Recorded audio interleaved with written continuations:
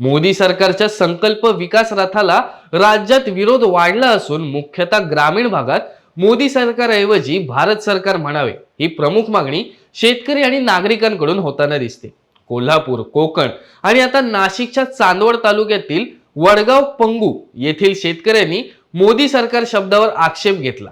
तसेच 2022-23च्या अनुदानाचे पैसे अजून भेटले नाहीत, हा शेतकऱ्यांचा उद्रेक आहे असं म्हणत मोदींचा संकल्प रथ गावातून हुसकावून लावला। कोणाला कोणत्या व्हॉट्सअपला टाकेल तुम्ही? गावाला कसं कळलं? बरं ही गाडी काय काय माहिती देणार आहे?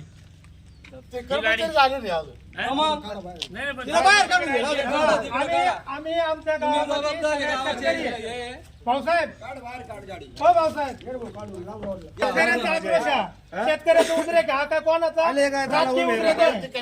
अजिबात नाही राजकीय उद्रेक, हा शेतकऱ्यांचा उद्रेक आहे। पक्षाचा विषय नाही, शेतकरी जनता पक्षाचा विकसित भारत काय नाही, लोकांना 2 रुपये किलो तांदूळ 2 रुपये गहू घेऊन खावा लागते। कोणता विकसित भारत झाला तुमचा? वाला ज्यावेळेस 2 रुपये किलो गहू तांदूळ बंद होईल ना तेव्हा समजा भारत विकसित झाला। हे वाट ते वाट, अरे काय करता तुम्ही? 7 रुपये किलोची डाळ देऊन खाऊ द्या नाही का? वाढू द्या ना लोकांनी. सुधारणारे काय लोक? बाजार भाव 60,000 रुपये तुटले ना। तुमच्याला 2 रुपये आणि 3 रुपये नाही बेकारी होणार का शेतकरी?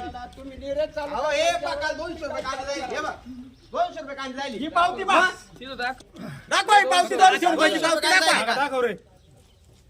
फक्त आजच्या दिनाचा आजच्या दिनाचे आम्ही दाखवायचं। त्याच्यावर मत बळकावली। 200 रुपये कांदे गेले, हा 200 रुपये गेले म्हणजे आज पावती आहे ना। कुठून आणलंय मोदी सरकार? नालायक सरकार आहे मोदी। नाही रे जगन्नाथ, आपलं गंगाधर जगन्नाथ। हा विकास आहे गावाचा, तर काय उपयोग आहे त्याच्यामध्ये?